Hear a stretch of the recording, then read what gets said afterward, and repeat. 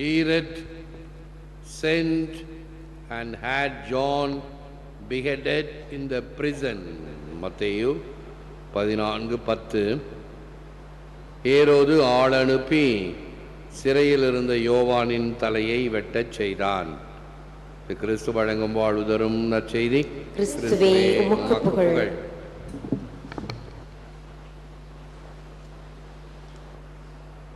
அன்பார்ந்த சகோதர சகோதரி, அன்பார்ந்த பிள்ளைகளே, அன்பார்ந்த தொலைக்காட்சி நேய விசுவாசிகளே, பீட்டர் கிறிசோலாகஸ் என்ற ஆன்மீக அறிஞர்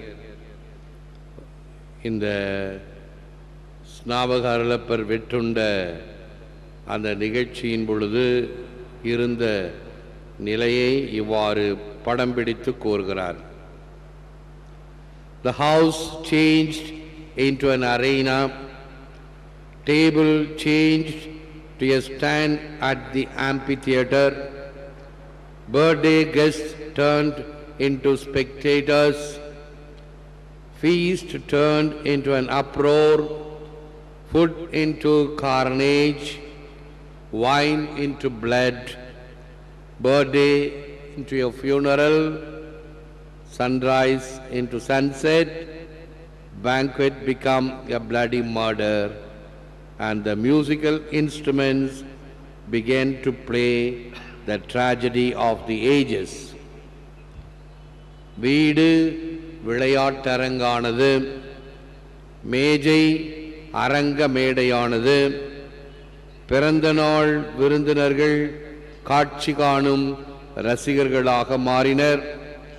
விருந்து அவல சத்தமானது, உணவு கெட்டு போனது, திராட்சை ரசம் இரத்தமானது. பிறந்த நாள் இறந்த நாள் ஆனது, சூரிய உதயம் அஸ்தமனமானது. உணவு கூடம் கொலை களமானது, இசை கருவிகள் காலத்தின் துக்க இசையை இசைக்க ஆரம்பித்தன. ஆக ஒரு நிகழ்ச்சி எப்படி மாறுபட்டது? ஒருவனுடைய விவேகமற்ற தீர்மானத்தால், செயல்பாட்டால் அது காலத்துக்கும் கரும்புள்ளியாக மாறியதை பார்க்கிறோம். யோவான் எரிந்து சுடர்விடும் விளக்கு, யோவான் 5:35. இயேசு மாகாவியத்தில் இதை பற்றி சொல்லும் பொழுது, வனாந்திர மனிதனிடம் ஏதோ ஒரு வனப்பு இதயத்தை ஈர்த்தது, ஏக்கத்தை வார்த்தது. பார்ப்பதற்கு ஒன்றும் அழகில்லை, ஒரு கரடு முரடான பேர் வழி, அதே போன்று குரலிலே ஒரு கடுமை, இருப்பினும் மக்கள் ஈர்க்கப்பட்டார்கள் என்பதுதான் நிதர்சனமான உண்மை. St. Thomas Aquinas quotes, "While the arrogant ones extol their own courage, they degrade the excellence of truth." While the arrogant ones extol their own courage, they degrade the excellence of truth. ஆணவக்காரர்கள் தங்களுடைய சுய தைரியத்தை பறைசாற்றி உண்மையின் மகத்துவத்தை குறைக்கின்றனர். நல்ல உதாரணம், இதே ஏரோது மன்னனும் கிறிஸ்துவையும் வைத்துக்கொள்வோம், அல்லது பிலாத்து கிறிஸ்துவின் முன்னால். இந்த கிறிஸ்து யார்? வல்லமையான இறைமைந்தன். முன்னால் நிற்பவன் யார்? அரசன், மனிதர்களிலே அரசனாக கருதப்படுகிறவன். ஆக உண்மைக்கு முன்னால் இவன் ஒன்றுமில்லை.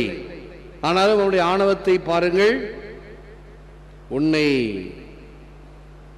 தண்டனைக்குள்ளாக்கவும் விடுதலையாக்கவும் எனக்கு அதிகாரம் இருக்கிறது என்று உனக்கு தெரியாதா என்று கேட்கும் பொழுது இயேசு சொல்வார், உண்மை, எனக்கு மேலிருந்து அதிகாரம் அளிக்கப்படாதிருந்தால், உனக்கு மேலிருந்து அதிகாரம் அளிக்கப்படாதிருந்தால் நீ இவ்வாறு பேச மாட்டாய். உனக்கு கொடுக்கப்பட்டிருக்கிறது இந்த அதிகாரம் என்று அந்த உண்மையினுடைய தத்துவத்தை ஆண்டவர் இயேசு அன்றைக்கு சொல்லுவார். உண்மை அவருக்கு முன்னால் நிற்கிறது.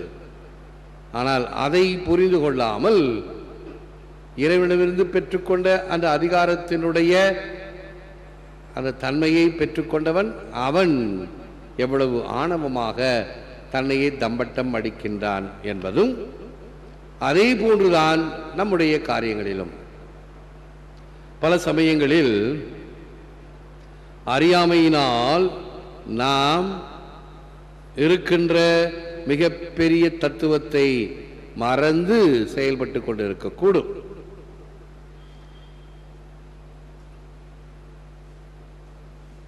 ஆக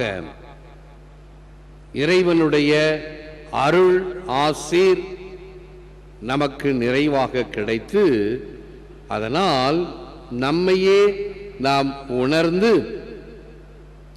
இறைவனுக்கு முன்னால் நாம் ஒன்றுமில்லாதவர்கள் என்ற தாழ்ச்சிதான் நம்மை பெருமைக்குரியவர்களாக மாற்றும். தேவதாயை போல இன்னும் புனிதர்களை போல யாரெல்லாம் இறை சித்தத்தை அறிந்து உணர்ந்து செயல்படுகின்றார்களோ அவர்கள் இயேசுவினுடைய சகோதரனாக சகோதரியாக தாயாக மதிக்கப்படுவர். முழந்தால் இருப்போம்.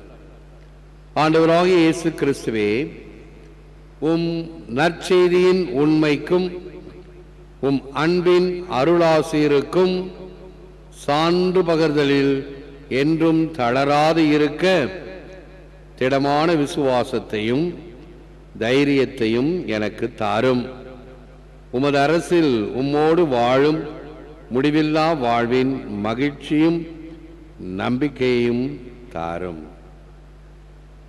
எல்லாம் வல்லவரே நல்லவரே, எம்மை போற்றுகிறோம், புகழ்கிறோம், நன்றி கூறுகின்றோம், ஆராதிக்கின்றோம். தேவரீதாமே, இந்த நற்கரணிலே எமக்காக விற்றிருக்கின்றீர்.